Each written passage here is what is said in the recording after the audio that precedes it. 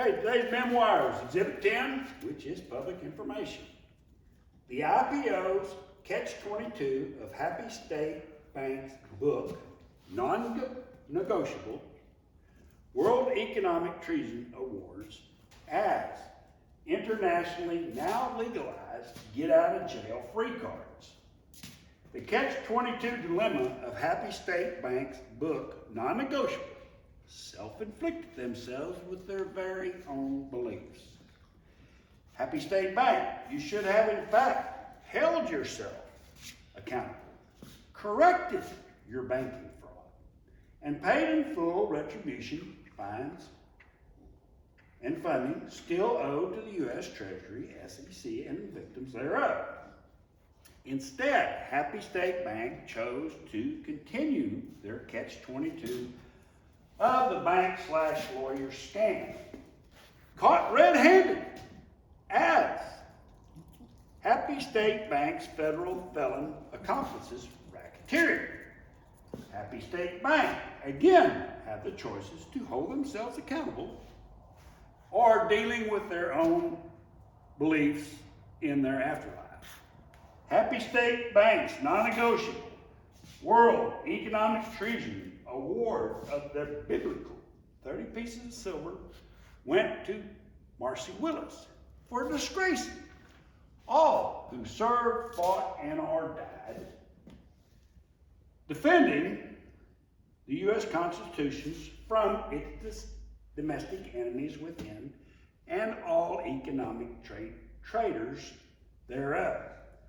Now, the average odds are Marcy Willis never experienced hand-to-hand combat, if there even is a Marcy Willis.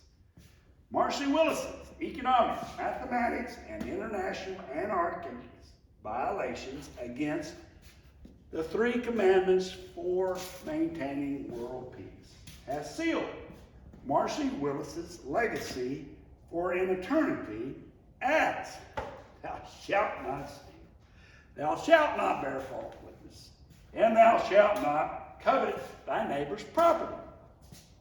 In spite of the U.S. Supreme Court requiring the highest level of trust and confidence that must exist between banks' fiduciary duties, any attorneys, and all their clients thereof, or all will, in fact, still be held liable to the rule of law of funding, fines, retribution still owed, as revealed within the Memoirs of Exhibit 9, Part 3. Think you can afford it? Think again.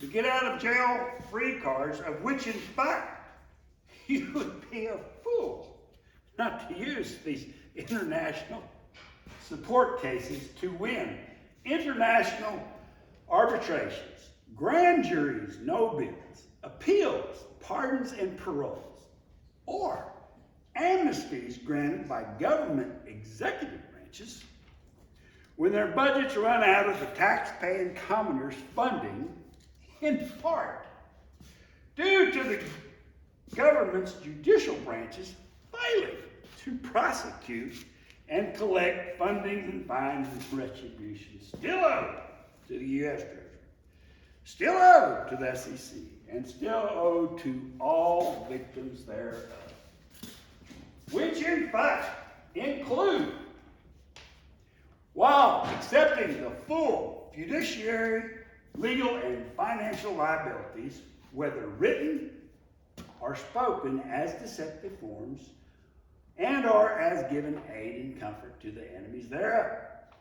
Now, anyone or any commercial financial advisor seeking stolen assets against the best interest of any trustee/beneficiaries relationships or against their very own stockholders can now breach their fiduciary duties to increase their personal, their directors, their officers, and their very own stockholders' lender liabilities thereof. Now, anyone can instigate deceptive forms of price fixing by filing and recording fraudulent documentation against anyone's title to property to prevent anyone from selling, trading, or refinancing their properties, to steal assets, to bear false witness, and to covet anyone's properties and against anyone so chosen, especially when involving U.S. designated funding,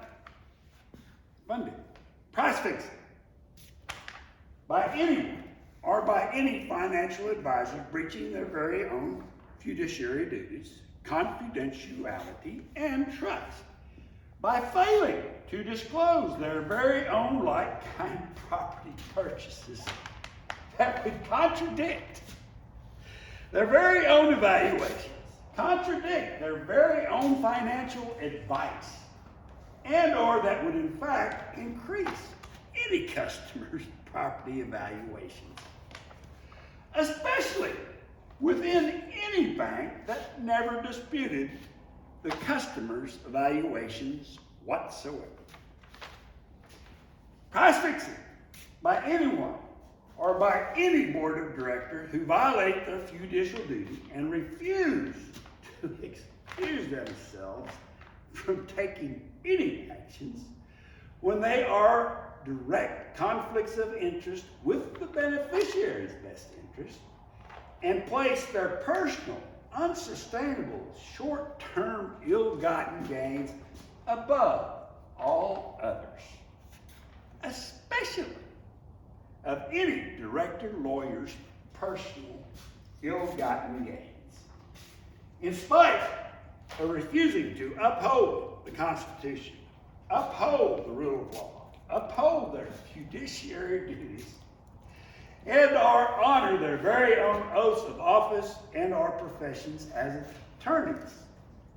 Instead of Happy State complementing the best interest of their stockholders' long-term investments, and Happy State Bank complementing the best interest of a banking customer's successful leveraging, Happy State Bank chose to publish a holier-than-thou book as deceptive forms of accountability, to steal assets, bear false witness, and covet thy neighbor's property onto themselves.